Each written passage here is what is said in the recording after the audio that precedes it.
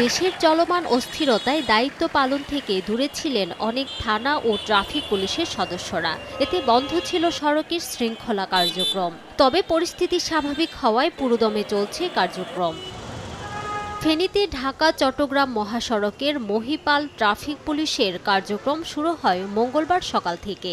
এ সময় পুলিশ সদস্যদের ফুল দিয়ে শুভেচ্ছা জানান শিক্ষার্থীসহ বিএনপির নেতাকর্মীরা।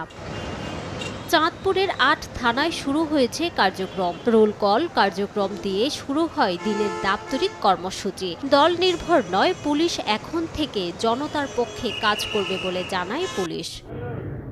জয়পুরহাটে পুলিশের কাজের উপযোগী পরিবেশ করতে দিনরাত অক্লান্ত পরিশ্রম করছেন জেলা স্বেচ্ছাসেবক দলের নেতাকর্মী, সাধারণ শিক্ষার্থী ও বিভিন্ন সংগঠনের সদস্যরা। জনসাধারণের চাওয়া অস্থিতিশীল পরিস্থিতি নিয়ন্ত্রণে তাদের পাশে থাকবে পুলিশ। খুলনায় মেট্রোপলিটন পুলিশ ও বিভিন্ন থানায় ব্যস্ততা শুরু হয়েছে। আইনি পরামর্শ নিতে আসছেন সাধারণ মানুষ।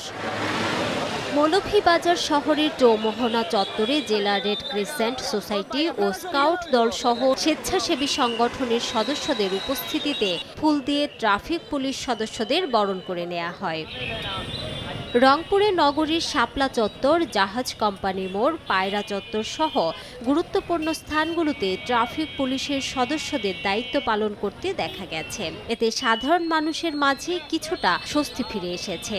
এছাড়াও জেলার ৮ উপজেলার ৮০টি গুরুত্বপূর্ণ স্থান ও মেট্রোপলিটনের ৬টি থানায় কাজ শুরু করেছে পুলিশ। কারখানার নিরাপত্তায় ফের কাজে যোগ দিয়েছে গাজীপুর শিল্প পুলিশের সদস্যরা। এতে স্বস্তি প্রকাশ করেছেন শ্রমিক মালিকরা। জেলার ৪টি জোনে কারখানার নিরাপত্তায় কাজ করছেন পুলিশ সদস্যরা।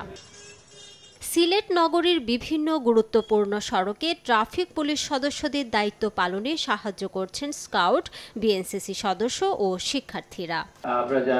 পরিস্থিতি নিয়ন্ত্রণে রাখতে গোপালগঞ্জে বিশেষ আইনশৃঙ্খলা সভা অনুষ্ঠিত হয়েছে। জেলার আইনশৃঙ্খলা পরিস্থিতি যাতে কোনো ধরনের অবনতি না হয় তার জন্য সবাইকে সতর্ক থাকার আহ্বান জানান।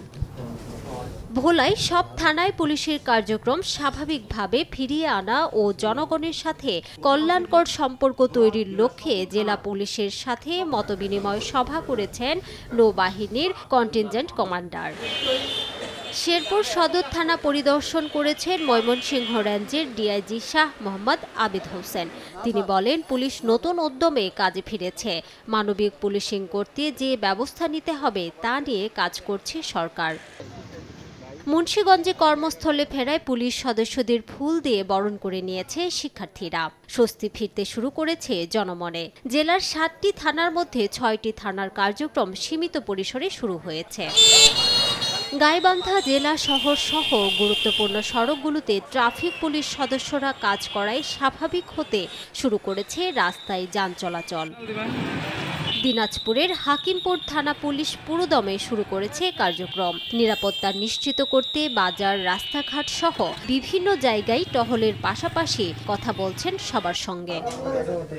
৫ আগস্টের পরবর্তীত প্রেক্ষাপটে ভোলার সড়কের শৃঙ্খলা ফিরিয়ে আনা ও পুলিশকে সহায়তাকারী স্বেচ্ছাসেবী শিক্ষার্থীদের মধ্যে সনদ বিতরণ করেছেন পুলিশ সুপার মোহাম্মদ মাহিদুজ্জামান। প্রথম দিনে ভোলায় ৬০ জন স্বেচ্ছাসেবীকে সনদ দেয়া হয়।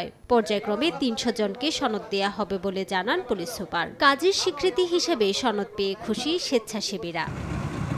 এদিকে কিশোরগঞ্জের মিঠামইনে ঘোড়াত্রাও নদীতে স্পিড বোটে টহল দিচ্ছেন সেনাবাহিনীর সদস্যরা। বিভিন্ন সরকারি বেসরকারি অফিস থেকে লুটপাট করা মালামাল ফেরত দেওয়ার জন্য এলাকাবাসীকে অনুরোধ জানিয়ে করা হচ্ছে মাইকিং। এছাড়া সেনাবাহিনীর সহায়তায় জেলা হাওর অধ্যুষিত ইটনা, মিঠামইন ও অষ্টগ্রামের থানাগুলোতে ফিরছে স্বাভাবিক কার্যক্রম। রিমো সিদ্দিক, সময় সংবাদ।